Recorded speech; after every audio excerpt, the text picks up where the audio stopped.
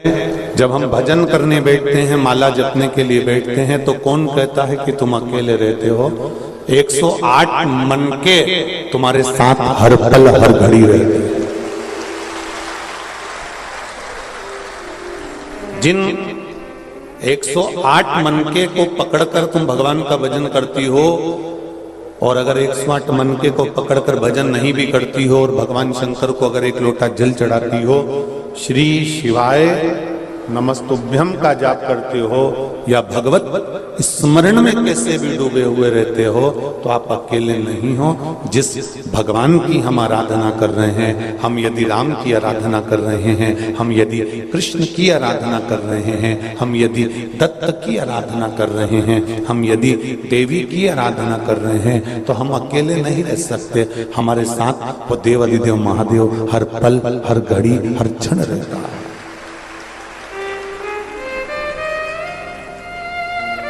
प्रत्येक के साथ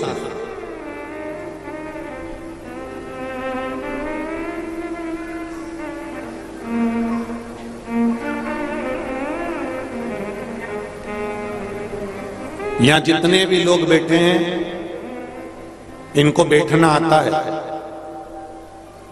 जितने लोग आस्था चैनल पर कथा सुन रहे हैं, जितने लोग फेसबुक यूट्यूब पर कथा सुन रहे हैं, और जितने लोग बाहर रोड पर कथा सुन रहे हैं, और जितने लोग यहाँ वहां बैठकर कथा सुन रहे हैं, या जो कथा नहीं सुन रहे, संसार के लोगों को बैठना आता है। कुर्सी पर, जमीन पर, सोफे पर, आपको जहां कालीन पर, गादी पर, ऐसा नहीं है कि बैठना नहीं आता, आप सबको बैठना आता है। बैठना सबको आता है, पर उसको ये नहीं मालूम पड़ता मरते मरते तक भी कि बैठना कहां पर है, किस जगह पर बैठना। बैठना सबको आता है, पर किस जगह पर बैठना है वो उसको नहीं आता। किसी दुकान पर जाकर बैठना, किसी व्यसन वाले के पास बैठना, किसी जुआरी के पास बैठना, किसी मांसाहार वाले के पास बैठना, किसी मदिरा पान वाले के पास बैठना, ये बैठना आप कहां बैठ रहे हो? बैठने को तो कहीं पर भी बैठ सकते हो, पर बैठने का भी कोई स्थान होता है।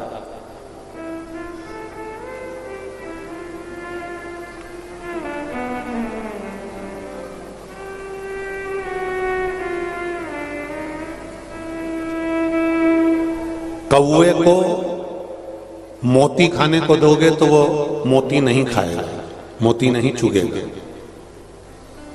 उसको तो, कौवे को तो केवल मांस के छितड़े ही चाहिए।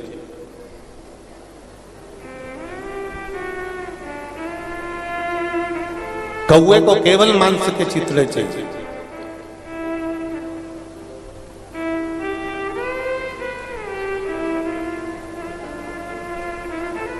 हंस को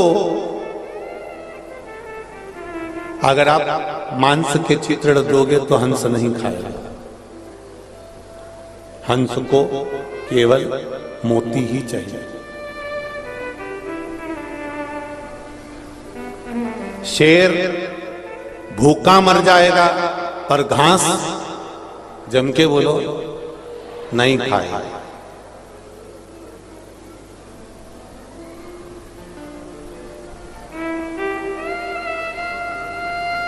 ऐसे कई पशु पक्षी हैं, ऐसे कई जानवर हैं, ऐसे कई जीव हैं जो अपने नियम से चल रहे हैं कि मैं मर जाऊंगा। चकवा चकवी हुए, कोई स्वाति का बूंद का पानी पीते हैं, कोई कैसा जीवन जीते हैं, कोई कोयल, कोई कौवा, कोई तोता, कोई पशु, कोई शेर, कोई घोड़ा, कोई गौ। इन सब का स्वरूप देखिए कि ये अपने नियम से जीते हैं।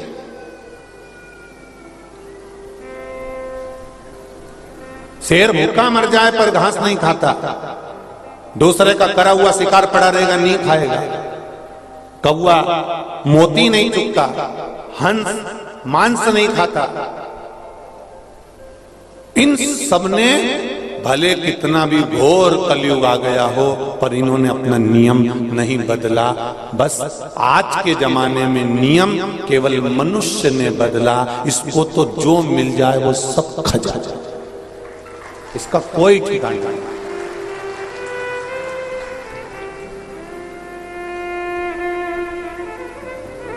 इसका कोई ठिकाना नहीं है कि इसको केवल रोटी ही चाहिए, समय पड़े तो ये ठेले पे चले जाए, समय पड़े तो व्यसन की वस्तु खा जाए, समय पड़े तो मांसाहार कर जाए, इसका ठिकाना नहीं है।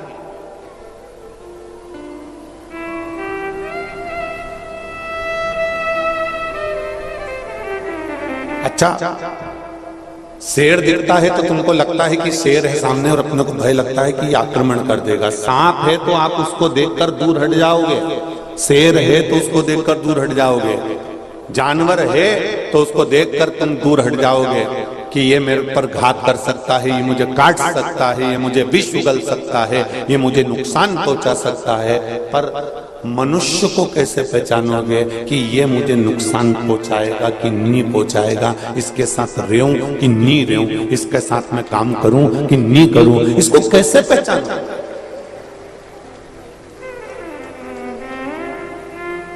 परमात्मा नहीं पहचान पाया इस मानव को जन्म देने के बाद। एक बार लक्ष्मी जी ने भगवान विष्णु से कहा, पार्वती जी ने भगवान शंकर से कहा, जैसे मूर्ति बनाने वाले होते हैं, लक्ष्मी जी की मूर्ति बनाते हैं, गणेश जी की मूर्ति बनाते हैं, देवी जी की मूर्ति बनाते हैं। अभी तुमने दीपावली पे देखा होगा, इतनी बड़ी बड़ी लक्ष्मी जी लेकर आए होंगे, उन मूर्तियों को अलग से नहीं बनाया। तो पार्वती जी ने शिव जी से कहा, एक काम करो ना, मूर्ति वाले जैसे काम करो, एक सांचा तैयार कर लो, उस सांचे में इनको ढाल दिया करो, निकाल दिया करो एक जैसे, उसमें क्या दिक्कत? ये अलग अलग डिजाइन का क्यों पैदा करते हो? इतने बैठे हो, लाखों की संख्या में आयो, कुछ छोटे मोटे नहीं आयो, लाखों की संख्या में।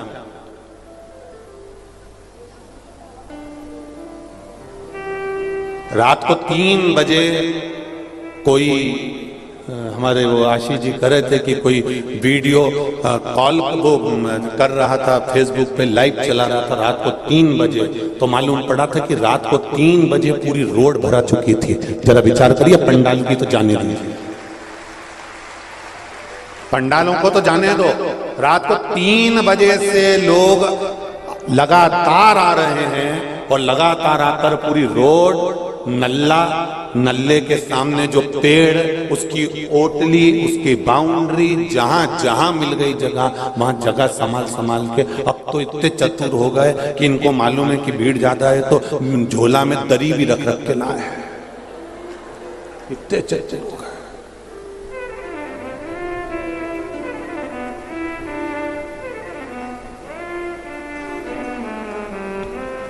इतनी संख्या में आयो, जरा विचार करिए, अपनी चित्तवृत्ति में ये उतारिएगा।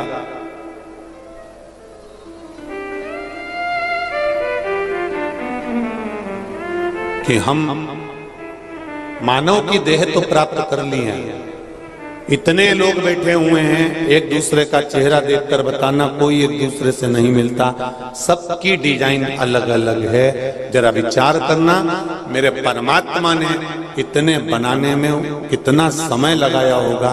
तो पार्वती जी शिव जी से कहती है, एक सांचा बना लो, उसमें ढाल लो, सारे गणेश जी एक जैसे दिखेंगे, सारी मूर्तियां एक जैसी नजर आएगी, सारा मनुष्य एक जैसा दिखेगा।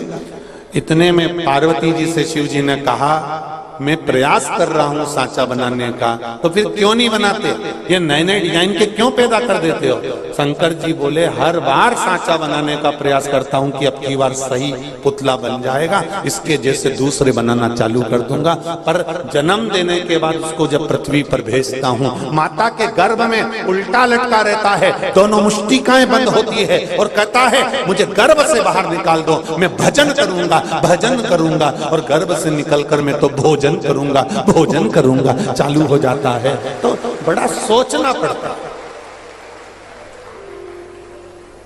भगवान कहते हैं, मुझे सोचना पड़ता है कि मैंने बनाया सांचा था, मैंने सोचा था कि अब इसके जैसा सारा संसार बना दूंगा, पर मुझे क्या मालूम था कि ये नीचे जाके फिर गड़बड़ हो जाएगा।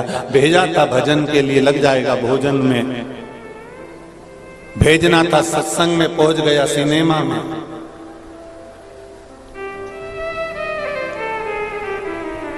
कितनी कृपा करी है मेरे दयालु ने, कितनी दया करी है। हाथ दिए सेवा के लिए, दान के लिए, नेत्र दिए दर्शन के लिए, मुख दिया भजन के लिए, कर्ण दिए श्रवण के लिए।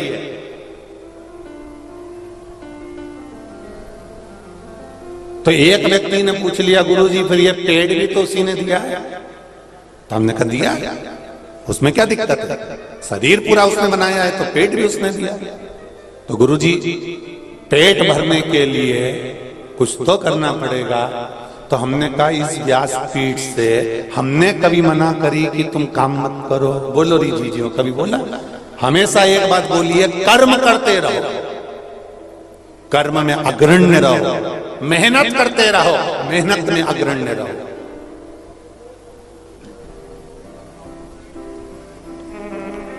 जब कर्म में मेहनत में आगे रहोगे और मेहनत करते रहोगे तो ये निश्चित था कि तुम अपनी मंजिल पर पहुंचोगे। गुरुजी अगर मेहनत करने के बाद भी हमारा पेट नहीं भराया तो, मेहनत करने के बाद भी अगर हमारा पेट नहीं भराया तो भगवान शिव की कथा, शिव महापुराण की कथा कहती है, गीता जी में भगवान कृष्ण ने कहा है, जन्म मैंने दिया है तो मृत्यु भी मैं दूंगा। अगर तेरे जन्म से पहले माँ के स्तनों में दूध दिया है तो मरते तक भी तेरे प्राण छूटने पर भी अग्नि में दूंगा। क्यों चिंता करता है, चिंता क्यों करता है? कोरोना महामारी के समय पर सब अपने अपने घर के अंदर बैठे हुए थे और वो हॉस्पिटल में काम करने वाले डॉक्टर भी अगर किसी मरीज को देख रहे थे तो पूरी सेफ्टी के साथ देख रहे थे। बोलो सही है कि गलत है? पर उन डॉक्टरों के हॉस्पिटल में डॉक्टर भी अपना काम कर रहे, उस जगह पर अगर देखा जाए तो जो छोटे छोटे थे झाड़ू लगाने वाले, पोछा लगाने वाले, वो इतना नहीं डर रहे थे। घर का बेटा अंतिम संस्कार करने नहीं आया तो मेरा नारायण उनका रूप रखकर आया और वो अंतिम संस्कार कर कर गया। इसलिए उनको हरि के जन कहते हैं, जो परमात्मा का स्वरूप है। और आज के जमाने में हम उनको नकार देते हैं। आज के जमाने में हम कह देते हैं ये ब्राह्मण है, ये क्षत्रिय है, ये वैश्य शूद्र है। हमने भेदभाव की भावना उत्पन्न कर ली है, पर हमारा सनातन धर्म कभी भेदभाव नहीं देता। हमारा सनातन धर्म कभी ये नहीं कहता कि ये बड़ा है कि वो छोटा है। हमारा सनातन धर्म कहता है ये मनुष्य का जो शरीर है, ये मानव का जो शरीर है, ये परमात्मा ने दिया। परमात्मा ने ये कहकर नहीं भेजा कि तुम ये बनोगे कि वो बनोगे। परमात्मा ने तो केवल अपना एक मानव का शरीर दिया था, सनातन धर्म में जन्म दिया था, सनातनी बनाकर पैदा करा था। और उस परमात्मा ने कहा था कि जिस समय पर, जिस पल जो जरूरत पड़े उस समय पर वो कर्म कर बैठा।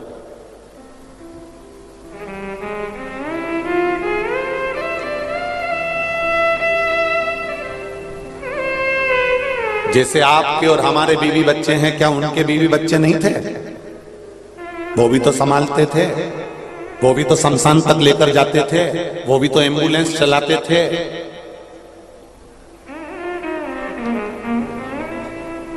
पूरा पुलिस वर्ग, पूरा प्रशासन कोरोना महामारी में आप सब अपने घर में थे और पूरे पुलिस कर्मचारी रोड पर 24 घंटे खड़े रहते थे। क्या उनका परिवार नहीं होता था? क्या उनका घर नहीं होता था? जरा विचार करिए, क्या उन्होंने मेहनत नहीं करी? हमने नकार दिया हर एक व्यक्ति को। हमने केवल ये सोचा कि मैं और मेरा परिवार, मैं और मेरा कुटुंब, मैं और मेरा। पर शिव महापुराण की कथा करिए, यही भेद तो हमारे सनातन धर्म को काट रहा है, यही भेद तो हमारे सनातन धर्म को नोच रहा है।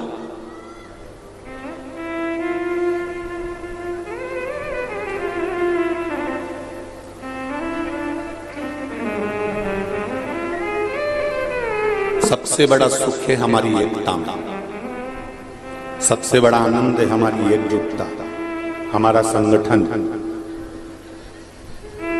हमारी एकजुटता, हमारा संगठन, आज इतनी संख्या में आप लोग आए हो, लाखों की संख्या में पहुंचे हुए हो, ये आपका संगठन ये दिखाता है।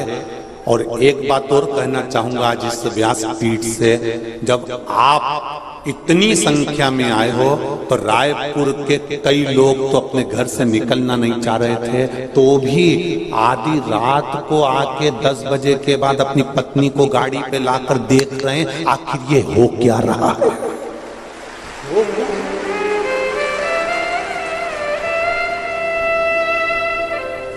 मुझे तो मालूम नहीं था, रात्रि के समय वो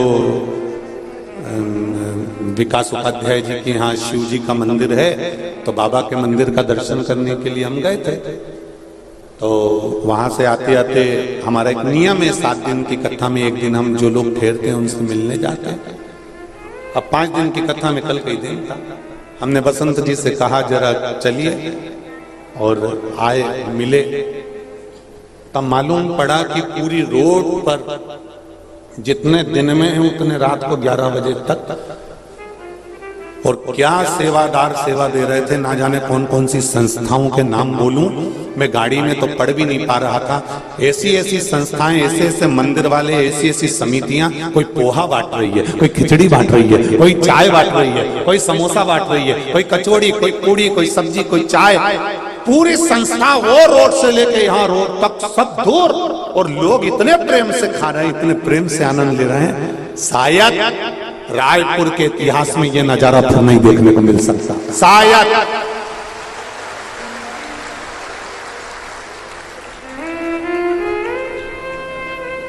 ये नजारा देखने को नहीं मिल सकता जो देख लिया आप।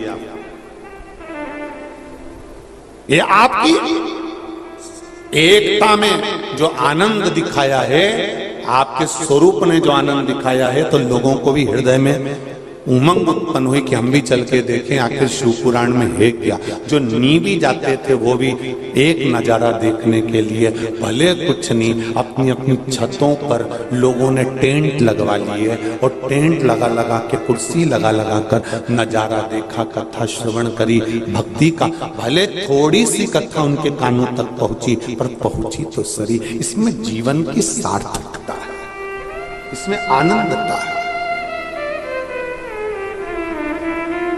और इसी को आनंद कहते हैं। सुख और आनंद में क्या अंतर है? बोलो री छत्तीसगढ़ वाली जीजियों, और जितने जीजा बैठे, सुख और आनंद में क्या अंतर हो सकता है? शिव महापुराण कहती है सुख केवल तुम भोगते हो, सुख केवल तुम्हारा परिवार भोगता है, और आनंद पूरा समाज और पूरा गांव भोगता है, उसको आनंद कहते हैं।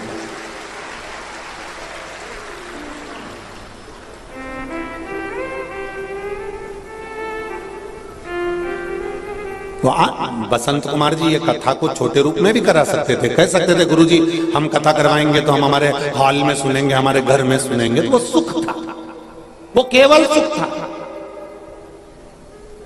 कि स्वयं के लिए जो लिया गया, स्वयं की गाड़ी, स्वयं का आनंद, स्वयं का सुख, वो सुख है। पर आनंद किसको कहा गया? नहीं, अगर कथा हो रही है तो पूरा जितना भी रायपुर का लोग है और आसपास का लोग है वो आए और इस कथा का आनंद लेकर जाए। जब आनंद लेकर जाएगा तो ये निश्चित है, एक पोलियो की दवाई एक बार पिलाई जाती है और पूरी दूर अलाउंस होता रहता है। क्या बोलते हैं? जन्म लिए बच्चे से लेकर 5 वर्ष तक के बच्चे को पोलियो की दवाई निशुल्क पिलाई जाएगी।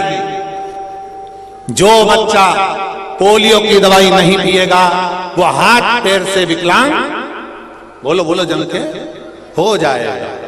तो जैसे ये गवर्नमेंट कहती है कि जन्म लिए बच्चे से लेकर 5 वर्ष तक के बच्चे को पोलियो की दवाई पिलाई जाएगी, जो नहीं पिएगा वो हाथ पैर से विकलांग हो जाएगा, वही तो हम भी कह रहे हैं। जिसका जन्म नहीं हुआ, जो गर्भ में पड़ा हुआ है, उससे लेकर जो मर रहा है उस तक के व्यक्ति को शिव महापुराण की कथा सुनाई जाएगी।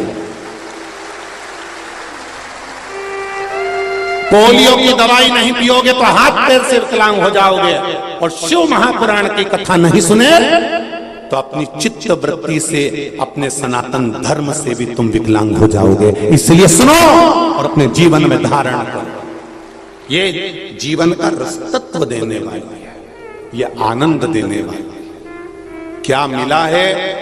जितने लोग इस कथा को सुन रहे हैं, चाहे रोड पर बैठ के सुने, चाहे कहीं एक और बैठकर सुने, चाहे बिल्डिंगों पर बैठकर सुने, चाहे पंडाल में सुने, चाहे आस्था चैनल, चाहे फेसबुक यूट्यूब पर सुनो, क्या मिला, क्या दिया भोलेनाथ ने तुमको, ये हमको नहीं मालूम, पर इतना जरूर जानते हैं, ये मेरा विश्वास कहता है कि मेरे भोलेनाथ ने तुमको क्या दिया और 3 महीने में क्या देगा, ये अगली कथा के जो पत्र आएंगे उसमें तुम्हारा पत्र बताएगा कि क्या दिया तुमको,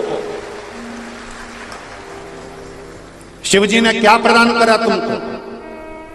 इतनी लंबी कथा में हम बहुत सारे पत्र नहीं पढ़ पाते, जो पत्र सामने आता है उसको पढ़ लिया, रख दिया। बहुत सारे पत्र हैं, एक नहीं, संतान जिनकी हुई है उनके कम से कम 50-100 पत्र आते हैं, जिनको थोड़ा बहुत भी आराम लग जाता है उनके भी 100 पत्र आ जाते हैं। छोटा मोटा पत्र पढ़ते हैं, बाकी के सारे पत्र नियम है, इन पत्रों को हम लेकर नहीं जाते, इन पत्रों को पीछे ढेर लगा होगा, या पीछे ढेर लगा होगा पत्रों का। सब पत्र आपके गांव के लोगों के लिए, आपके लिए छोड़ कर जाते हैं, और इन पत्रों को एक बार जब भी मौका मिले, मेरा निवेदन है उन पत्रों को जरूर पढ़ना और उनको फैलाकर उनका फोटो भी भले तुम खींच लेना कि इन पत्रों में जितने भी पत्र हैं, सब पत्रों में जो आपको बाबा ने दिया है उसका व्याख्यान वर्णन आपने इन पत्रों में किया है, जो दिया वो आपने इन पत्रों में किया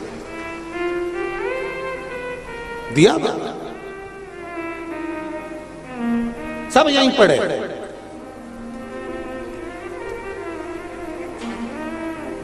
इतने सारे पत्र अगर हम इकट्ठे कर करके सीओर ले जाए ना, तो एक अलग से घर बनाना पड़ेगा इनको धरने के लिए।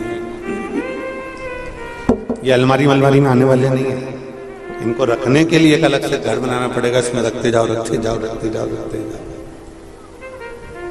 एक पत्र देखिए,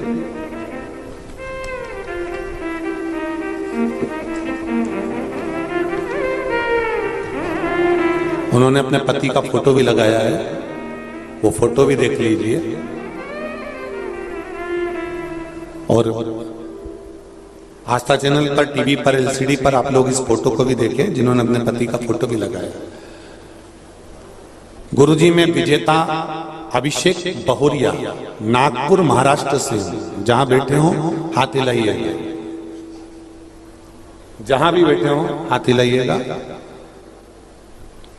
मैं विजेता अभिषेक बहुरिया नागपुर महाराष्ट्र से हूं। गुरुजी मैं भोलेनाथ कि क्या बखान करूं, आज भोले बाबा की कृपा से, उनके आशीर्वाद से मेरा सुहाग आज मेरे सामने खड़े हैं।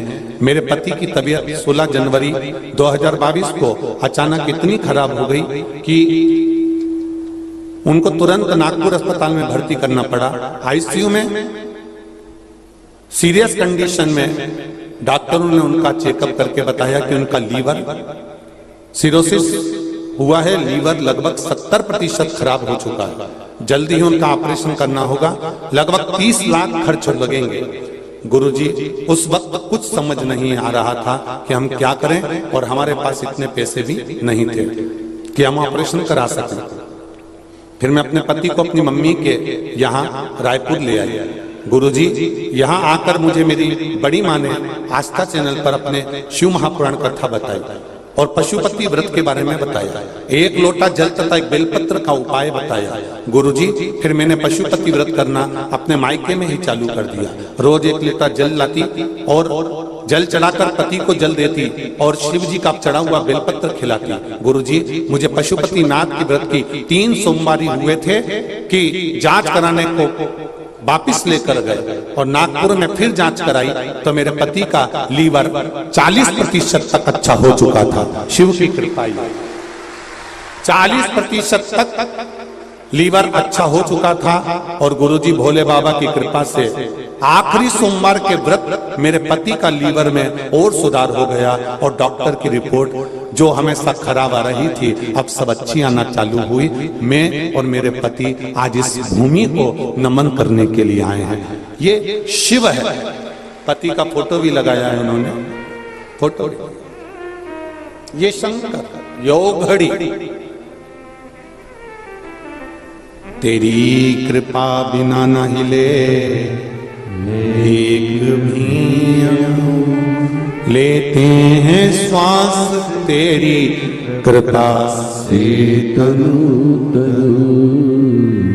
बखान क्या करूं मैं राखों के ढेर का चपटी भभूत में खजाना कुबेर का। वो क्या देगा आपको ये हमको नहीं मालूम।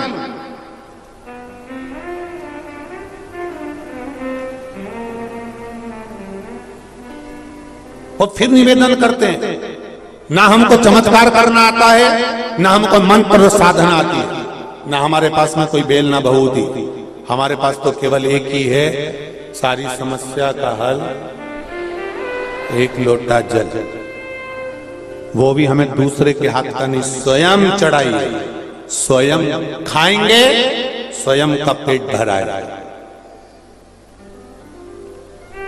स्वयं खाएंगे, स्वयं का पेट भराएगा,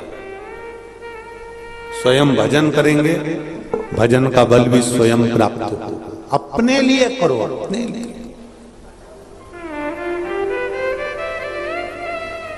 कोई दूसरा नहीं देगा। महाराज खूब आनंद के साथ में सुख में और आनंद में अंतर है। सुख खुद के लिए भोगा जाता है और आनंद सबके बीच में लिया जाता है। जैसे ये शिव महापुराण की कथा, यह आनंद का विषय है, आनंद का विषय। जब एक बूढ़ा बाप, जब एक बूढ़ा पिता वसीयत लिखता है ना, जब एक बूढ़ा बाप वसीयत लिखता है, सबको लिख देता है, बस एक को नहीं लिख पाता है। वो कोई दूसरा नहीं होता। बूढ़ा बाप कि तुमको क्या अच्छा लगता है, बुढ़ापा आएगा तब कौन पूछेगा कि तुमको क्या अच्छा लगता है। सब अपने कमरे का इंटीरियर कराएंगे, सब अपने कमरे का डेकोरेशन करेंगे, बहुएं अपना कमरा साफ करेगी, पर डोकरी तेरे कमरे में कोई नहीं आएगा, तू अपना कमरा को साफ कर। कौन करेगा?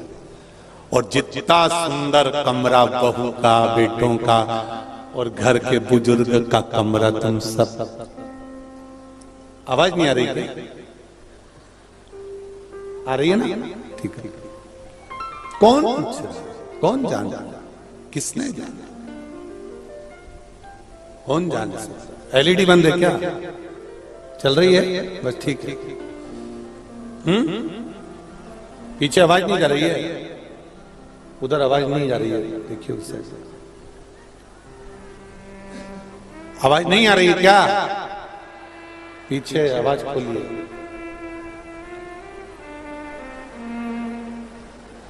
सबले बढ़िया छत्तीसगढ़िया आ गई, नहीं आई? अच्छा। ए भेरो आई, बस ठीक है, बैठा। श्री जीवाय नमस्तुभ्यं। शिव कृपा, उदारता, दया। पीछे की आवाज बढ़ाइए, साइडों की आवाज बढ़ा दो, सब दूर की आवाज बढ़ा के रखिए।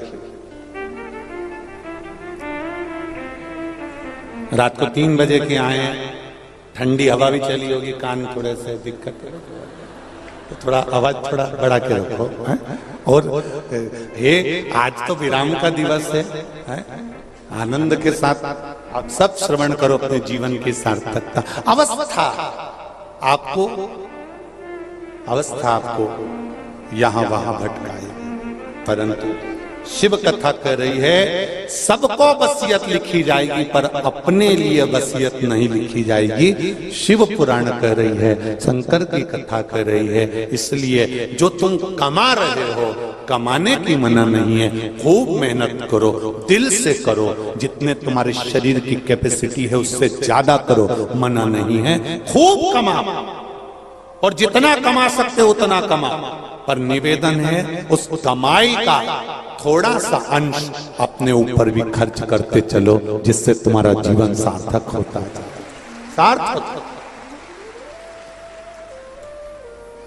बेटे को मोबाइल दिलाया 60,000 का, 30,000 का, 40,000 का।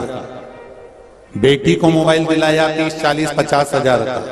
कपड़े भी एक से बढ़कर एक दिलाया।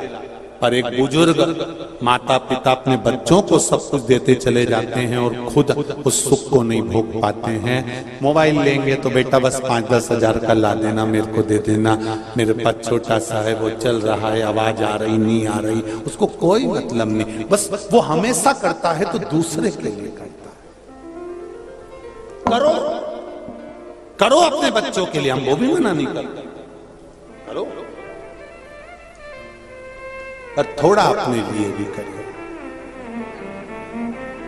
राम राम रटते रहो जब तक घट में प्राण, कबहु तो दीन दयाल के भनक पड़े। एक बार श्री गौतम बुद्ध जी को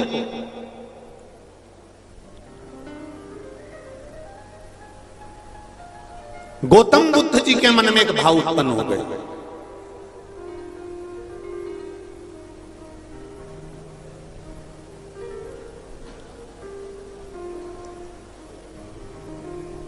गौतम बुद्ध जी ने विचार करा, मुझे जीवन में ऐसा कोई लक्ष्य, ऐसी कोई साधना, ऐसी कोई साधना हमारे जीवन में हो जिससे उस परमात्मा का साक्षीकरण हो जाए। गौतम बुद्ध जी ने यह विचार किया।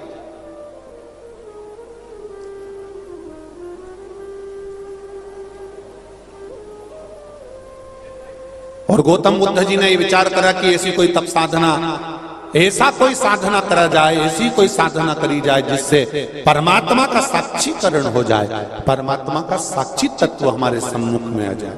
ये गौतम बुद्ध जी के मन में भाव जागा।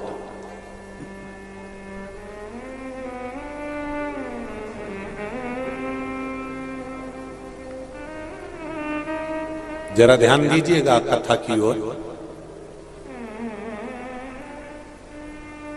भगवान राम जी के मन में जब भाव उत्पन्न हुआ तो उन्होंने शंकर भगवान की आराधना करी। भगवान कृष्ण के मन में जब भाव उत्पन्न हुआ तब उन्होंने भगवान शंकर की आराधना की। भगवान गणेश जी के मन में भाव उत्पन्न हुआ तो उन्होंने शंकर जी की आराधना करी। कार्तिकेय जी के मन में भाव उत्पन्न हुआ तो उन्होंने शंकर जी की आराधना करी। पार्वती जी के मन में भाव उत्पन्न हुआ तो उन्होंने शिव जी की आराधना करी। गौतम बुद्ध बाबा के मन में जब परमात्मा की साक्षीकरण करने का भाव उत्पन्न हुआ तो उन्होंने भी शंकर भगवान की शरणागति कर गौतम बुद्ध बाबा भी अपनी तप साधना में डूब गए। इतनी भक्ति करी, इतनी भक्ति करी, इतनी भक्ति करी कि गौतम बुद्ध बाबा को भी अपने हृदय चित्त से शिव का साक्षीकरण हो गया। फिर निवेदन करूंगा, राम जी ने भी शिव की आराधना करी है, कृष्ण ने भी शिव जी की आराधना करी है, गौतम बुद्ध बाबा ने भी शिव की आराधना करी है, गणेश जी ने भी शिव की आराधना करी है। ऐसा कोई देवता नहीं कि जो शिव के साथ में नहीं जुड़ा हो, शंकर जी के साथ नहीं जुड़ा हो।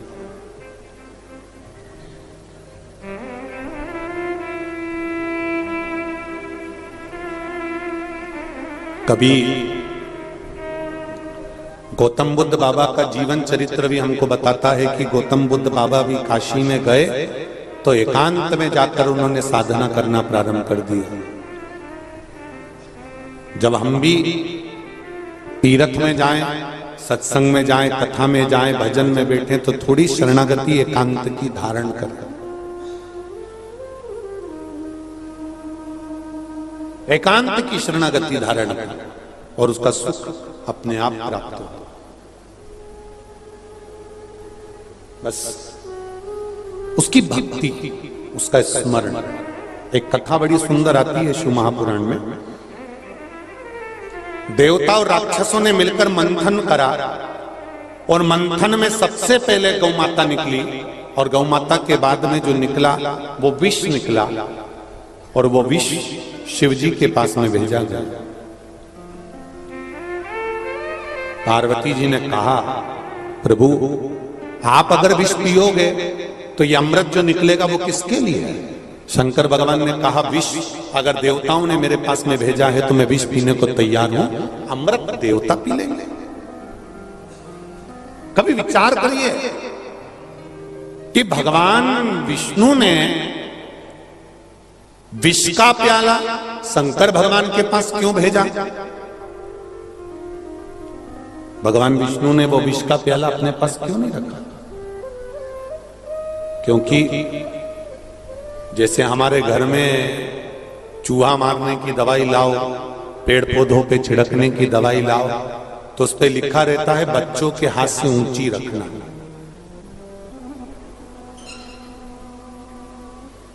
बच्चों के हाथ से ऊंची रखो। भगवान विष्णु ने भी सोचा ऊंचा रखना है इस विश्व को, तो कैलाश पर पहुंचा दो शंकर जी के पास में, बहुत ऊंचा रहेगा, कोई धारण नहीं कर पाएगा। अगर नीचे रह गया तो संसार के लोग इसको पी लेंगे और बर्बाद हो जाएंगे। तो वो विष शिव जी के पास भेजा। शंकर भगवान ने विष का कटोरा उठाया, शिव जी ने विष पीना चालू करा। विष पीते पीते शंकर भगवान के मुख से थोड़ी सी बूंद पृथ्वी पर गिर गई, जिससे भांग धतूरा उत्पन्न हो गया। भांग धतूरा शिव जी के पास में रखा हुआ है। कोई दर्शन करने गया और शिव जी के पास में से वो भांग धतूरा तोड़ कर ले आया और वो भांग लेकर आकर उसने घोट घोट के दुनिया के लोगों को देना चालू कर दिया और शिव जी का उसमें नाम लिख दिया कि शंकर जी को भांग प्रिय है।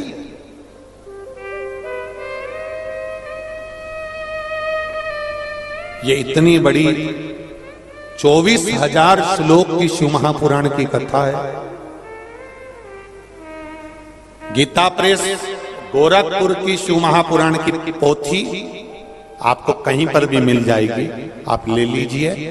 और पूरी पुराण में कहीं नहीं लिखा कि शिव जी नशा करते थे या शंकर भगवान नशे में रहते थे या शिव जी को नशा चाहिए।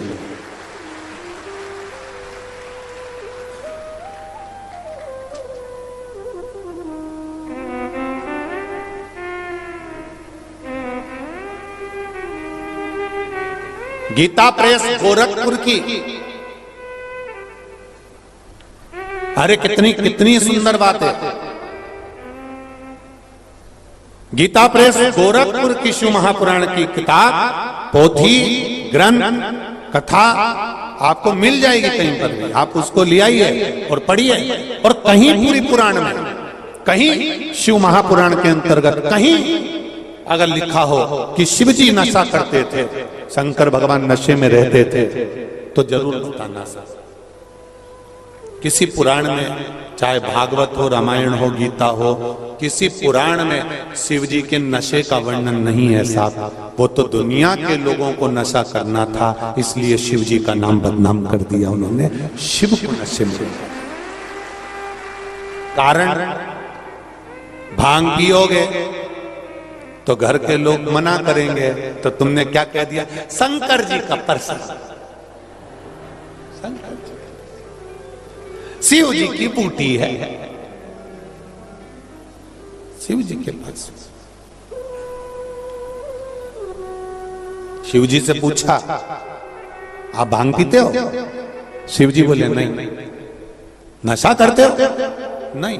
शंकर भगवान बोले, मुझे नशे की क्या जरूरत है, मैं दिन भर तो नेत्र बंद करके भगवान की भक्ति में डूबा रहता हूँ, राम कृष्ण की भक्ति में डूबा रहता हूँ। जब इतना बड़ा नशा मेरे अंदर पहले से भरा हुआ है तो दूसरे नशे की जरूरत ही नहीं पड़ती है।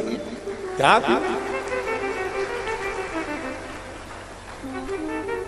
बिन पिए नशा हो जाता।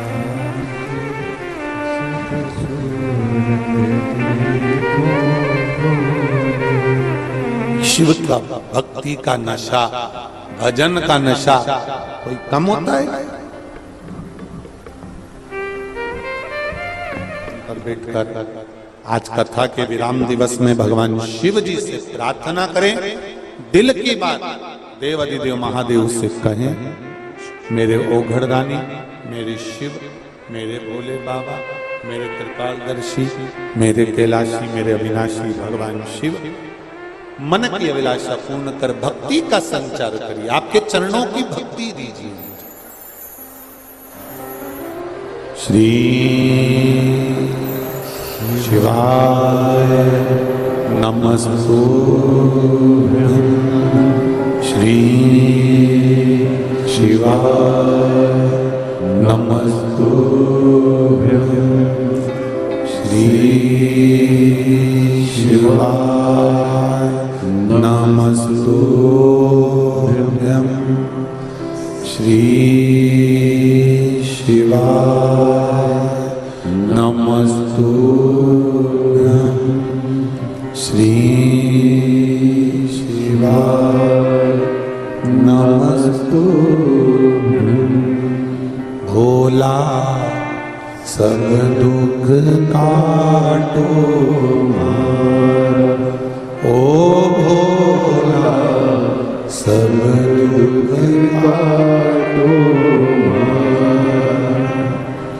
शिव शंकर जपो तेरी माला, बोले बाबा जपो तेरी माला, भोला सब दुख काटो मारा, ओ भोला सब दुख काटो मारा। शिव से कहें अपने हृदय की बात को, शिव श्रवण करते हैं ये निश्चित है। आपने जो मन से कहा,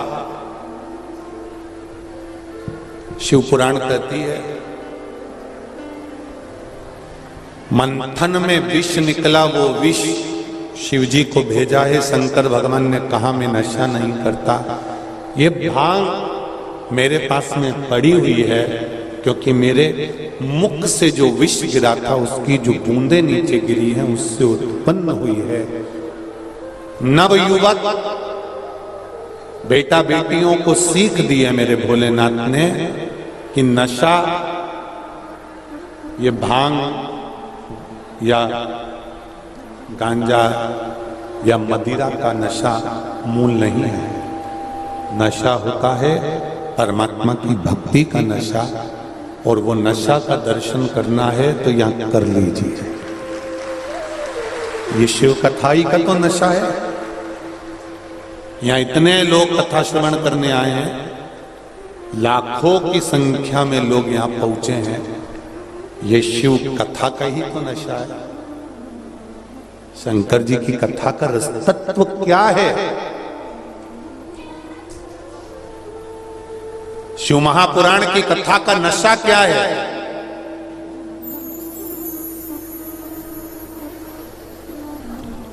जो बहुत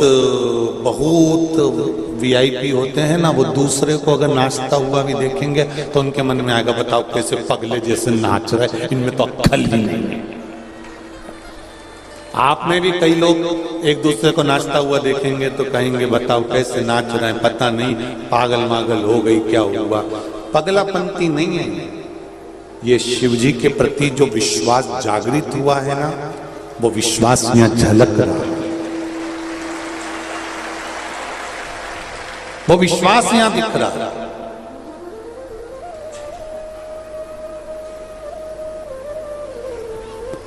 मदिरा का नशा रात को पियोगे सुबेरे उतर जाएगी, पर एक बार शंकर की भक्ति का जो नशा है, एक लोटा जल चढ़ाने का जो नशा है, बेलपत्री समर्पित करने का जो नशा है, शिव मंदिर जाने का, कथा सुनने का जो नशा है, ये जिंदगी भर नहीं उतरता। जीवन भर। एक माता ने अपनी बहुत पत्र तो बहुत सारे, बेटे की आंख का भी आया हुआ है, उसके भी फोटो लगे हुए, बहुत पत्र बहुत है, पर कुछ पत्रों का स्मरण।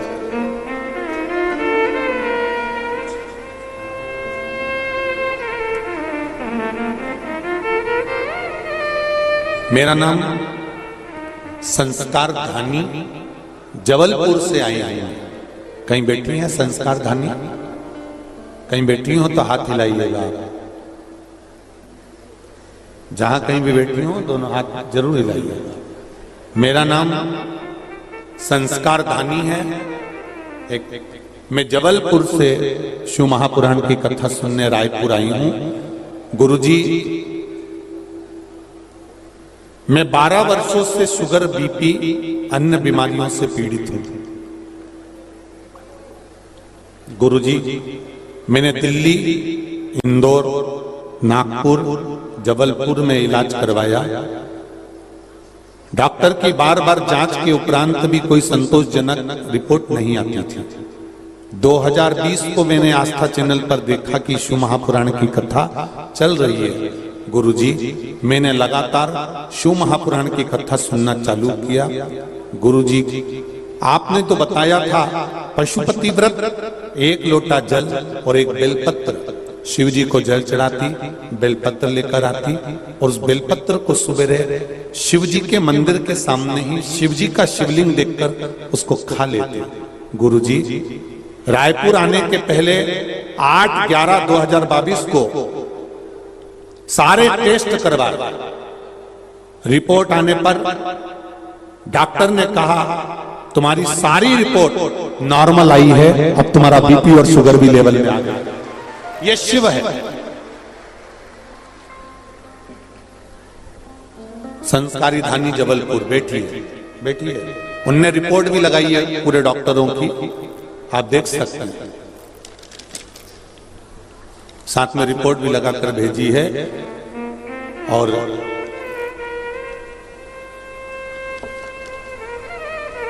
शिव कृपा, शिव की उदारता, शंकर की करुणा, इसी को कहता है। मेरा फिर निवेदन है आप सबसे,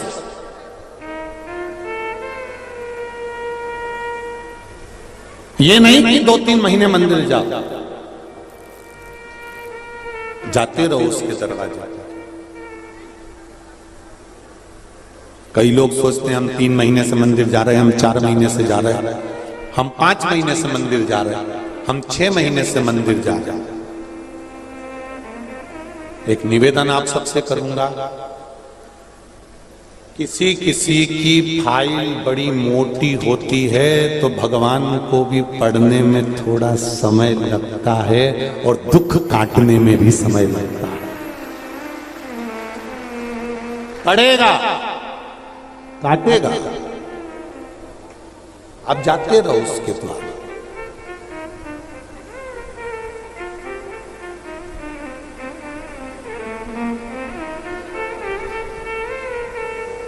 एक बात आप लोगों से पूछना चाहेंगे, 15 दिन में एक बार भोजन करते हो क्या? अरे बोलो तो जम के नहीं। 20 दिन में एक बार भोजन करते हो क्या? नहीं। अगर 20 दिन में एक बार भोजन करोगे तो कथा सुन पाओगे क्या? फिर शिव पुराण बचेगी कि गरुड़ पुराण बचेगी? जरा विचार करिए। 20 दिन में एक बार भोजन करा, चलो ठीक है, अब इतना भी ध्यान रखो। और तुमने सोचा 15 दिन डट के खा लूंगी और 1 महीना ही नहीं खाऊंगी, चलेगा? बोलते जाओ जरा जल्दी। नहीं चलेगा। भले इतना सा खाऊं परंतु मुझे रोज खाने को चाहिए, तब तो शरीर चलेगा, तब तो एनर्जी मिलेगी, तब तो बल मिलेगा। उसी तरह 20 दिन में एक बार जल चढ़ाकर ये ना सोचे कि शंकर जी हमारी सुन लेगा, या 15 दिन एक साथ चढ़ा लूं और 1 महीना नहीं चढ़ाऊं तो सोचे कि शिव जी मेरी सुनेगा, शरीर को एनर्जी बल देने के लिए रोज भोजन जरूरी है, तो अपने दुख को समाप्त करने के लिए रोज एक लोटा जल।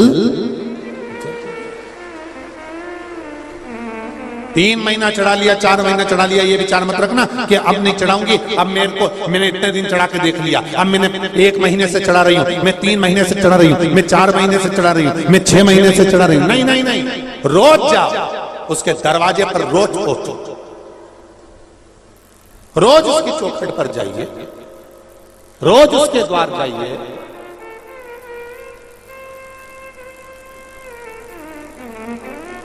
जाते रहो। और जब रोज उसके द्वार जाते रहोगे, रोज उसकी चौखट पर जाते रहोगे, तो ये निश्चित है सुनेगा, सुनेगा, वो निश्चित है।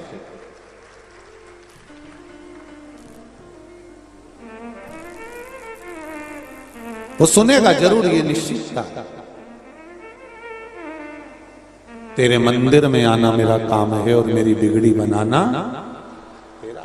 जाते रहो।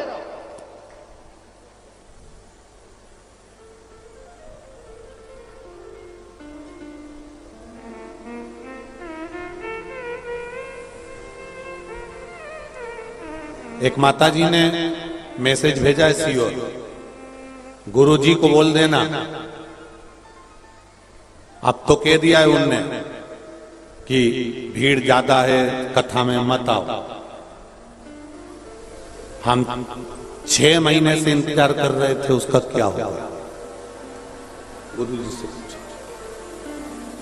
क्षमा चाहूं मेरी बहनों से और मेरे जी जाऊं से, दोनों से, पर व्यवस्थाओं को भी देखना पड़ता है, आपको और हमको प्रशासन का साथ देना चाहिए और उसके साथ रहकर कार्य करना चाहिए। ये हमारा कर्तव्य। शिव पुराण कह रही है, भगवान शंकर का चरित्र कह रहा है, शिव महापुराण का कथा कह रही है, भगवान शिव की कथा कह रही है। जीवन का जो सुख है वो परमात्मा के चरण। शिव नशा नहीं करते, भगवान शंकर की कथा में वो बल होता है, शंकर भगवान की पूजन में वो बल होता है, शंकर भगवान के अनुमोदन में वो बल होता है, शिव आराधना में वो बल होता है कि नशे की तो जरूरत पड़ती ही नहीं है। जो एक बार मंदिर जाना चालू कर देता है फिर उसका नियम बन जाता है, बेचैनी होती है। कई आप लोगों में ऐसे भी होंगे जो एक दिन अगर कथा नहीं आए ना तो मन नहीं लगता। आप में से कई लोग ऐसे बैठे होंगे जिनका मन नहीं लगता, और फिर वो क्या करेगी, भले व्हाट्सएप पर सुनेगी या मोबाइल पे सुनेगी या फेसबुक यूट्यूब पर सुनेगी, पर सुनेगी, उसका मन ही नहीं लगता, उसका चित्त ही नहीं लगता, मन मान ही नहीं रहा। मैंने तेरे ही भरोसे ओ बाबा, तेरे ही भरोसे हवा बिच उड़ती जावांगी, बाबा डोर छठी नाम में कटी जावांगी, भोले में तेरी पतंग, शंभो में तेरी पतंग, हवा बिच उड़ती जावांगी, बाबा डोर हतो छठी नाम कटी जावांगी। आराधना में चित्त लगा, मंथन हुआ, विष शिव जी को मिला, शंकर भगवान ने विष धारण करा, नीलकंठधारी कहला गए। अच्छा, एक बात का विचार करिएगा, अपने भीतर चित्त में उतारिएगा, अपने मन में उतारिएगा कि शिव कथा कहती है जिन्होंने अमृत पिया उनका नाम आज तक नहीं चल रहा, पर जिनने विष पिया उसका नाम आज तक चल रहा।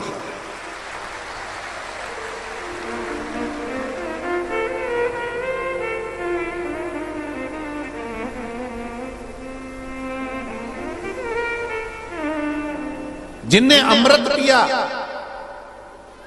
उसको कौन याद कर रहा है ये नहीं मालूम, पर जिसने विष पिया उसका नाम पड़ गया नीलकंठ महादेव, नीलकंठेश्वर महादेव, नीलकंठ महादेव।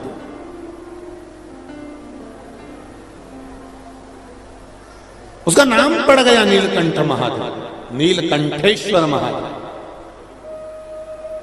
विचार करिएगा जरा, शिव तत्व को जानिएगा जरा, भगवान शंकर का अनुमोदन ध्यान में रखिएगा। विष पीने वाले को आज तक याद किया गया है। थोड़ा जिसने जिंदगी में कष्ट उठा लिया, जिसने जिंदगी में थोड़ा सा दुख उठा लिया, देखो एक पत्थर मार्बल का एक टुकड़ा, मार्बल आपके घर में लगा होगा जमीन पे, मार्बल का एक टुकड़ा जमीन में लगता है और मार्बल के एक टुकड़े की मूर्ति तराशी जाती है। दोनों में क्या अंतर है? एक मार्बल जमीन में लग रहा है और एक मार्बल की मूर्ति तराशी जा रही है। क्यों? पत्थर ये भी वही है और वो भी वही है, बस अंतर उतना है कि जिसने चोट को सहन कर लिया वो मंदिर में भगवान बनकर पूजा गया है, जो सहन नहीं कर पाया वो जमीन पर रखा, वो जमीन पर रखा। जिसने चोट को सहन कर लिया वो पूजा गया, और जिसने चोट सहन नहीं करी, कई बहुओं की आदत रहती है, सास ने गाली दी, इसने पलट कर जवाब दे दिया। नहीं नहीं, बिल्कुल मत देना। सास अगर गाली देना तो पलट कर जवाब बिल्कुल मत देना, बल्कि खुश होना, बड़ी प्रसन्न होना कि मैंने ना जाने कितने कितने पाप करे होंगे, आज मेरी सास ने गाली देकर मेरे पूरे पाप को धो दिया। देन दो,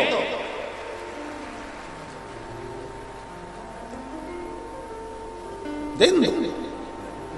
और मेरा बहुओं से भी, सासुओं से भी निवेदन है, अगर बहू कुछ कह भी देती है ना तो थोड़ा सा अपनी वाणी पर संयम रखते हुए कह रही है ना, कहने दो। आपको मालूम पड़ना चाहिए कि संस्कार क्या झलक रहे हैं।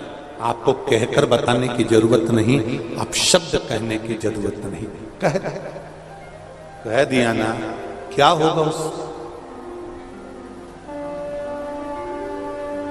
उससे होगा क्या? अच्छा एक बात और अच्छे से समझ लो जरा, छत्तीसगढ़ वालों बहुत आनंद में समझना।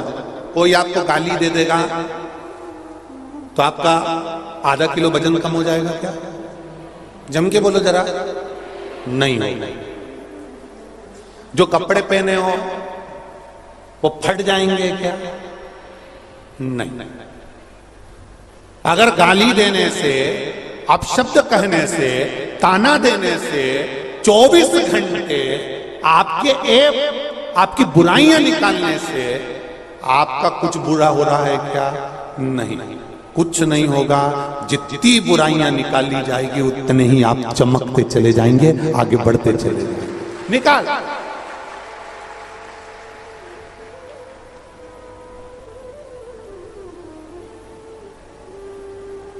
निकालो निकालो। एक कथा आपको पहले सुनाई थी, एक राजा के शरीर में रोग हो गया, शरीर की चमड़ी टपकने लगी, कौड़ का रोग हो गया, पूरा शरीर गलने लगा। राजा बड़ा दुखी हो गया, डॉक्टरों को दिखाया, वेदों को दिखाया, पर आराम नहीं लगा। आखिरी में डॉक्टर के यहाँ से दिखाते दिखाते जब थक गया, तब वो फिर गया अपने गुरुजी के पास में। गुरुदेव, मेरे शरीर में रोग हो गया है, मैं बीमार पड़ गया हूँ, मेरा शरीर गल के नीचे गिर रहा है, मेरा शरीर टपक रहा है, गुरुदेव कुछ कृपा करो। गुरुजी ने कहा, तेरा बड़ा भाई था? हाँ। बड़ी भाभी? हाँ। बड़ा भाई तो मर गया, पर भाभी है?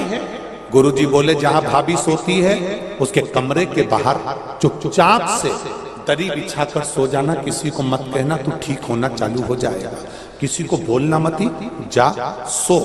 वो रोज जाता, दरी बिछाता, सो जाता, रोज जाता, दरी बिछाता, सो जाता। एक नौकरानी ने देख लिया, नौकरानी ने दूसरी नौकरानी से कहा, उसने तीसरी से कहा, चौथी से कहा, पूरे नगर में बात फैल गई, राजा इतना बड़ा खोड़ला है कि अपनी भाभी के कमरे में जाकर सोता है।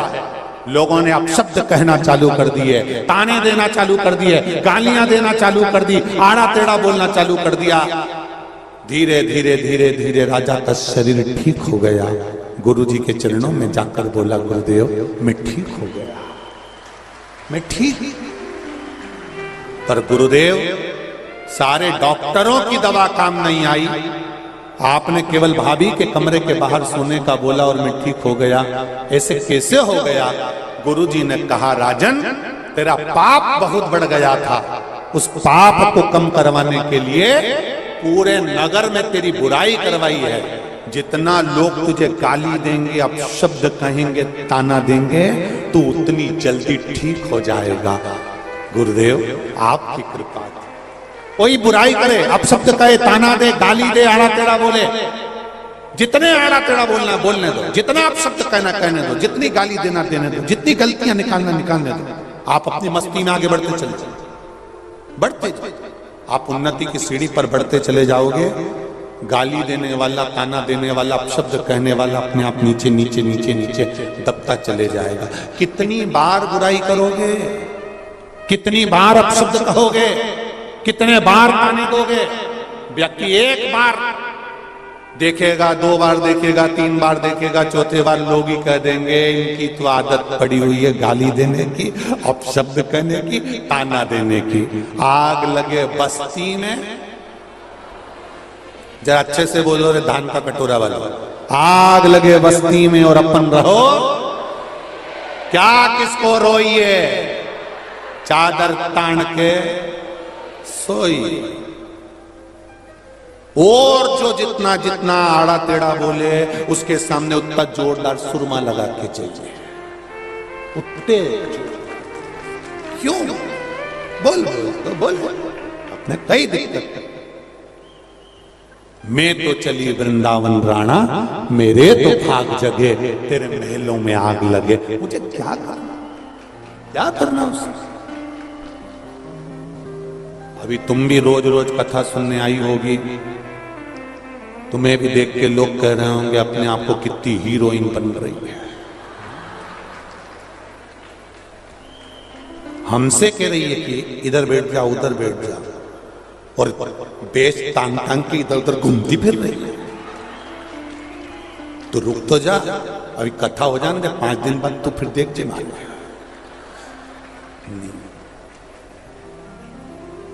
कुछ नहीं कहना, उसने बोल दिया, बैठ गए। शिव महापुराण की कथा 5 दिन की हो गई।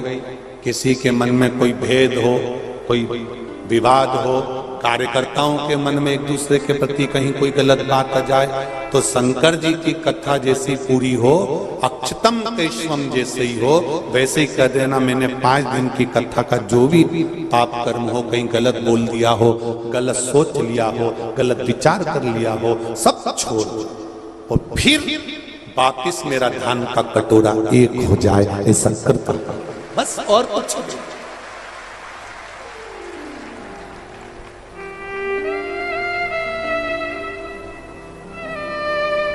विचार में, अपनी चित्तवृत्ति में अच्छा लेकर, और जितना अच्छा लेकर आओगे उतना जीवन में अच्छा होगा। विष पीकर भी महादेव नीलकंठ कहला गए, अमृत पीकर भी देवताओं का नाम आज तक नहीं आया।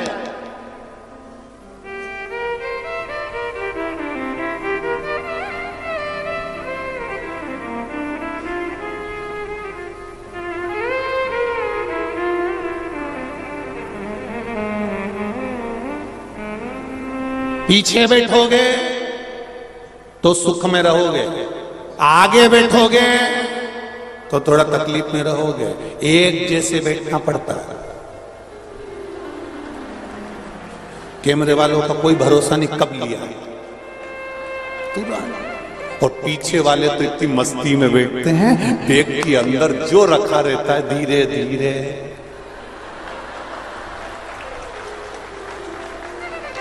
कुतुर कुतुर धीरे धीरे। और इनने देख लिया भजन आया, और भजन में ही नहीं आया, और जैसे ही महाराज बोले हार हार,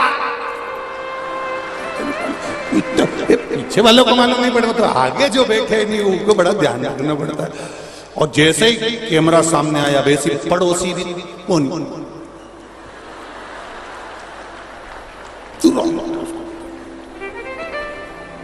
चुप चुप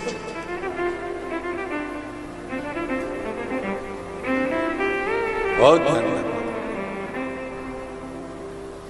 बहुत ये जितने भी बड़े बड़े लोग होते हैं ना, जो सामने एकदम जितने बड़े बढ़ते जाओ ना तो बड़ा तकलीफ में रहना पड़ता है। सभी पूछना कोई मंत्री वगैरह हो, कोई बड़े बड़े मिनिस्टर आदि से, बेचारे कितने तकलीफ में रहते हैं। इनका मन भी करे ना किसी से मिलने का तो नहीं मिल सकते, इनका मन करे कुछ खाने का तो खा नहीं सकते। इनका पत्नी भी कहना कि चाउमीन का ठेला, पत्नी से भी कह तेरे हाथ जोड़ चुपचाप रहे, नहीं जा सकते, पूछना इनसे।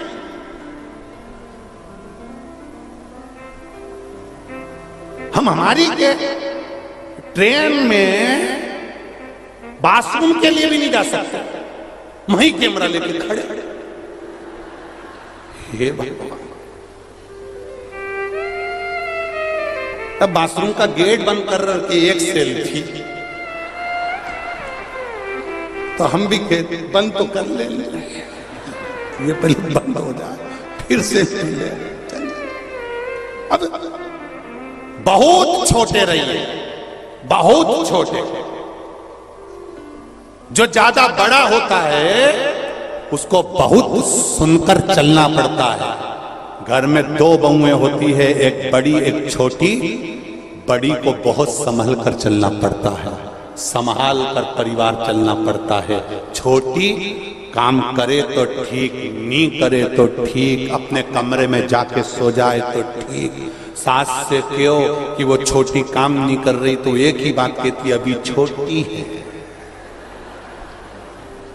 और बड़ी अगर ऐसा कर दे तो तू तो अक्ल है ना तेरे में, तो तू तो बड़ी है ना, तू तो समझदार है ना। शादी घर में और बड़ी बहू पूरा काम करती फिर रही और छोटी इतनी मेहंदी मंडवा के चार तकिए पे हाथ रख के यूं छोड़ी। और जब मेहंदी मंडा गई, तैयार होके शादी में आगे गई, सारा घर का फैलाना बड़ी वाली उठा रही और छोटी जाके सबसे पहले पानी पतासा छक्का खुआ के और घूमती फिरती बात करती, अपने पति के साथ फोटो वोटो खिंचवा ली और एक बेचारी काम में लगी रही। जो ज्यादा संभालने में लगा रहता है उसकी जिंदगी पूरी संभालने में निकल जाती है। इसलिए छोटे बनने में, जितने छोटे बनोगे उतना मेहंदी उतना एंजॉय। नहीं बनना अपन को ज्यादा बड़े, ना ज्यादा विद्वान बनो, ना ज्यादा ज्ञानी बनो। मेरे राम जी महाराज भी अपने गुरु जी के दरवाजे पर पढ़ने के लिए गए थे।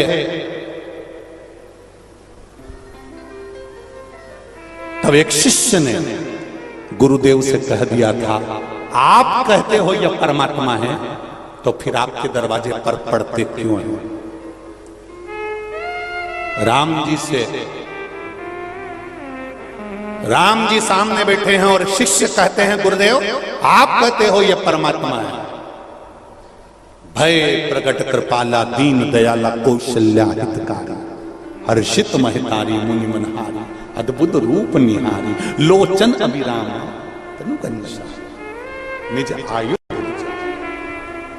आप कह रहे हो कि ये भगवान है, तो फिर गुरु के दरवाजे पर पढ़ने क्यों आए?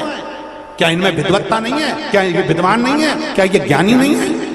इतने में गुरु जी ने कहा अपने शिष्य से, ये भगवान है मैं जानता हूं, पर इसमें सबसे बड़ी बात यह है कि ये छोटे बनकर रहना चाहते हैं और जितने छोटे बनकर रहेंगे उतने जनमानस के दिल पर राज करेंगे। इसलिए राम जी लंका गए तो शबरी के दरवाजे पर जितने वन में लोग रहते थे, जंगल में रहने वाले के एक एक के घर पर, एक एक के कुटिया में मेरे राम जी महाराज गए। छोटे बनकर आप सबके द्वार पर जा सकते, बड़े बनकर नहीं।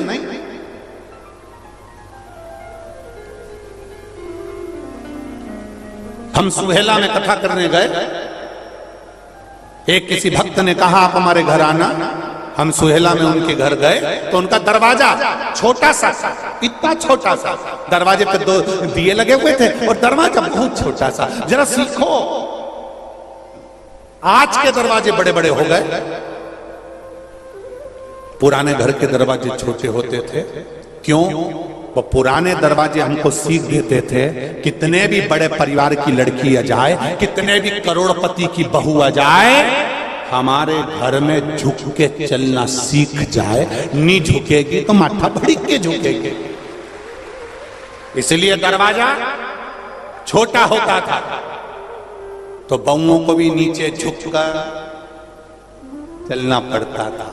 आज के जमाने में दरवाजा हो गया ऊंचा तो बहुएं भी बोल तो रही डोकरी बोल, वो भी सुन रही। दरवाजा ऊंचा है, दरवाजा नीचा होगा तो वो सिखाएगा कि छोटे बनकर जियो, झुक कर जियो, नम्रता में जियो। जितने छोटे बनकर जियोगे उतनी जिंदगी को खुशमय जी सकते, उतने आनंद में जी सकते।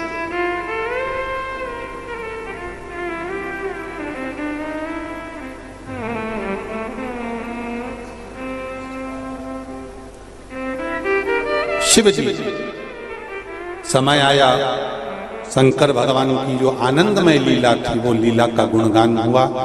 शंकर भगवान पर गौ माता के दूध का अभिषेक हुआ जिससे उनका विष की तपन कम हो जाए। शंकर जी को जो दूध चढ़ाया जाता है वो विष की तपन को समाप्त करने के लिए चढ़ाया जाता है। शिव जी को जो दूध चढ़ाया जाता है वो हमारे घर की तपन को भी समाप्त करने के लिए चढ़ाया जाता है।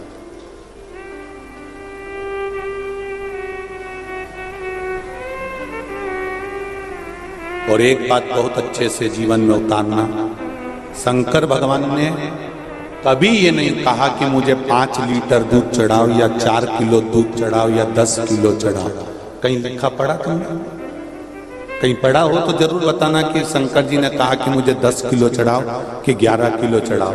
शंकर जी को अगर दूध चढ़ाना है, तुम्हारे घर में ज्यादा नहीं है, एक कटोरी में भी थोड़ा सा 4 बूंद का दूध भी अगर आपके पास में है और पानी के लोटे में डालकर अगर आपने शिव को चढ़ा दिया है तो शिव उसको भी स्वीकार कर लेते हैं। शंकर भगवान ये नहीं कहते कि मुझे इतना देना, शिव कहते थोड़े में भी मेरा स्मरण हो सके। शिव जी को ज्यादा नहीं चाहिए।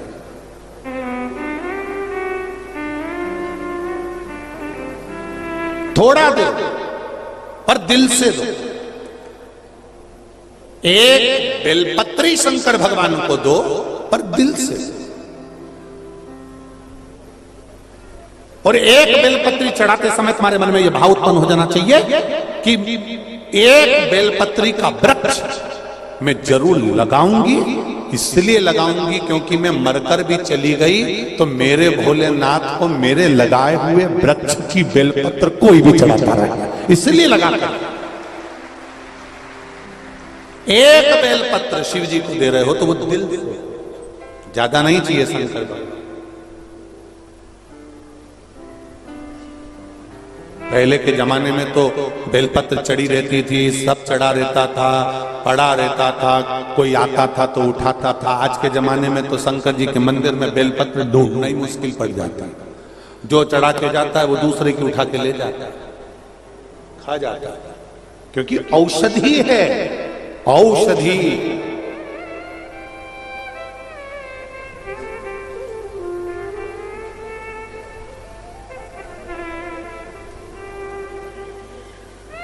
दिल में शिव को बिठा। समय आया, आगे वर्णन आया कि एक अंधकासुर नाम का बालक जन्मा शिव जी के नेत्र के अश्रु से।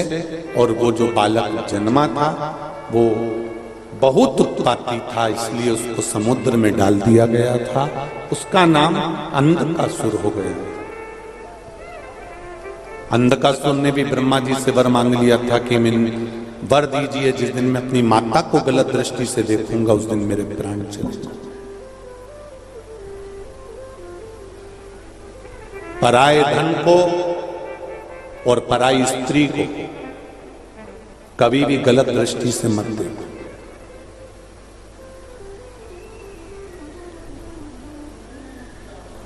पराये धन को भी अगर तुमने गलत दृष्टि से देखा है कि मुझे ये चुरा लेना है, ये मुझे ले लेना है, वो बर्बाद कर देगा।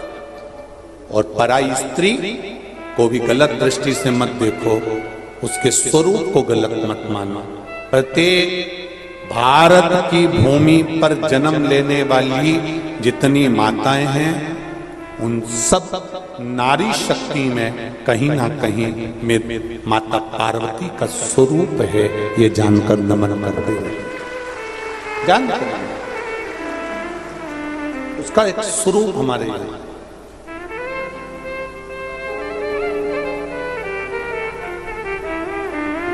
महाराज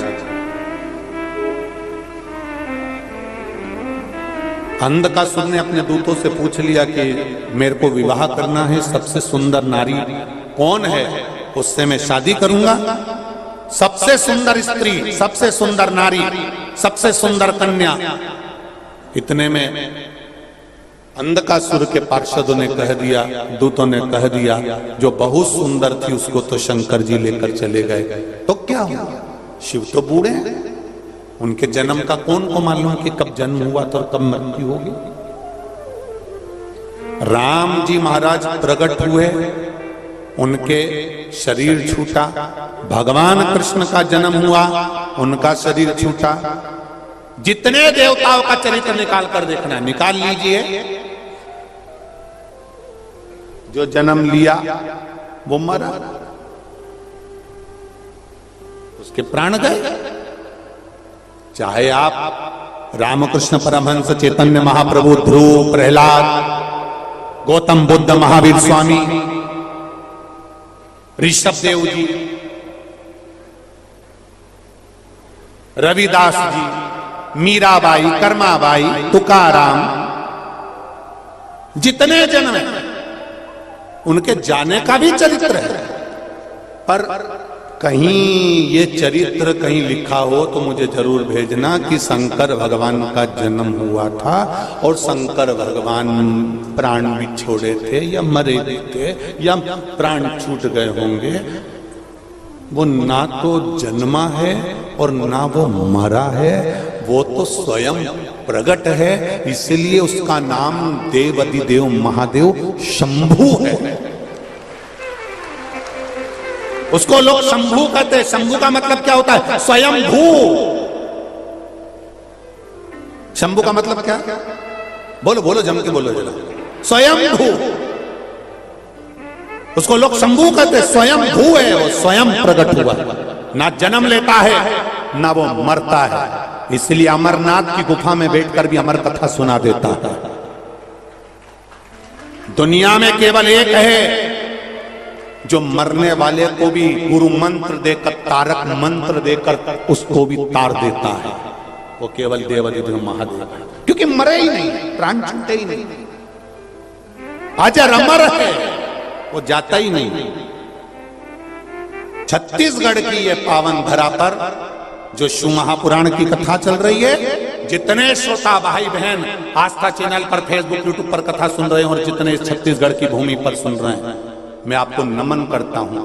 आपके भीतर का विश्वास इतना जाग चुका है, आपके भीतर का बल विश्वास इतना है कि आप जानते हो किसी को भटकाने की जरूरत नहीं पड़ती। आज के जमाने में किसी और वाला महाराज तुमको भटका देगा या संसार का कोई व्यक्ति तुम्हें भटका देगा।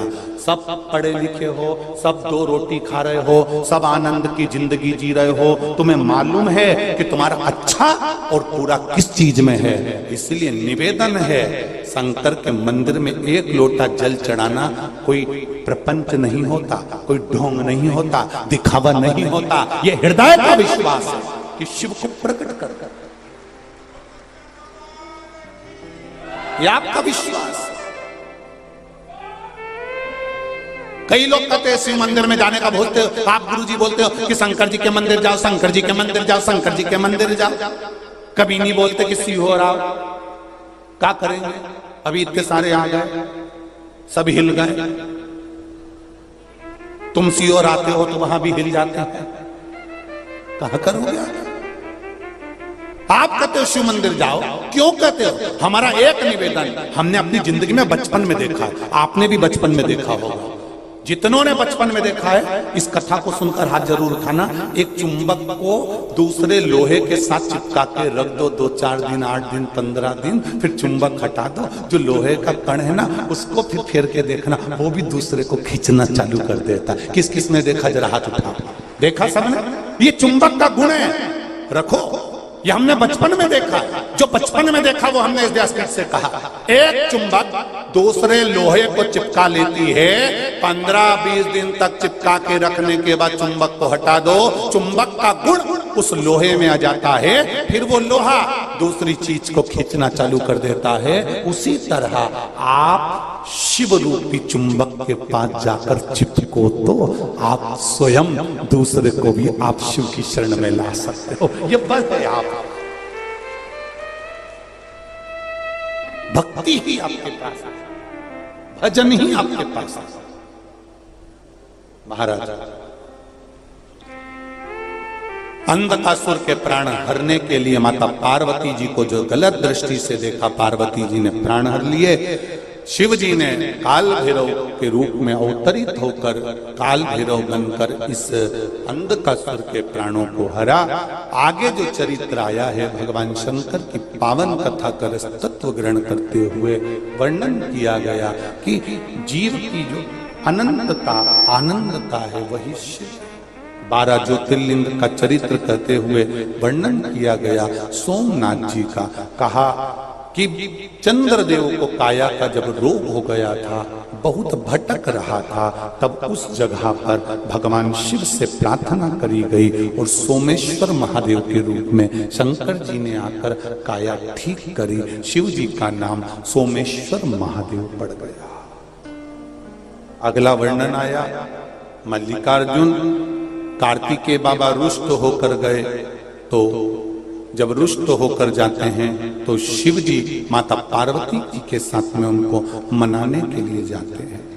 मनाने के लिए गए, भगवान श्री शैलम पर मल्लिकार्जुन के रूप में विराजमान हो गए। अगला वर्णन आया है महाकाल दूषण नाम के राक्षस का संहार करने के लिए भगवान प्रकट।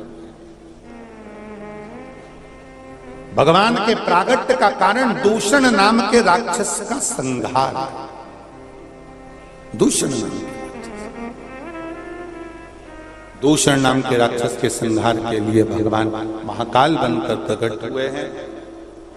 उज्जैनी महाकाल में 4 अप्रैल से 2023 में शिव महापुराण की कथा रहेगी। आप सब आनंद से उस कथा को उज्जैन नगरी में आकर मां चित्रा के तट पर श्रवण करें, अपने जीवन को सार्थक बनाएं। अगला वर्णन आया है ओमकारेश्वर बिंद नामक पर्वत में तप कर कर भगवान शिव को यहां विराजमान किया। फिर वर्णन आया केदारनाथ जी का, नर नारायण ने तप कर कर भगवान को यहां विराजमान किया। भीमाशंकर कुंभकर्ण की पत्नी करकटी के पुत्र भीम, और भीम ने अपने पिता और ताऊ के वध का बदला लेने के लिए मंदिर देवालय तुड़वाकर स्वयं का स्थापना करवाई। तब शिव जी ने भीम का संहार करा। शिव जी का नाम भीमाशंकर हो गया। अगला वर्णन आया है काशी विश्वनाथ मनु शत्रुपा ने तप कर कर भगवान को यहां पर विराजमान किया। काशी अभिमुक्त नगरी, मोक्ष नगरी। फिर अगला वर्णन आया है त्र्यंबकेश्वर गौतम बाबा पर जब गौ हत्या का दोष लगा, शिव महापुराण की कथा कहती है एक लोटा जल चढ़ाने वाले को अगर कोई पूर्व का भी दोष लगा होता है, किसी कारणवश कोई दोष पूर्व का भी लगा होता है, तो वह भी दोष समाप्त हो जाता है। भगवान पर से त्र्यंबकेश्वर भगवान ब्रह्मा विष्णु महेश स्वयं प्रकट होकर गौतम बाबा पे से गौ हत्या के दोष को मिटा देते। गौ हत्या के दोष को वो समाप्त कर देते। महाराज देखिए संसार के लोगों ने कितना कितना विचित्र कर्म करा। गौतम बाबा आराम से अपना जीवन जी रहा है,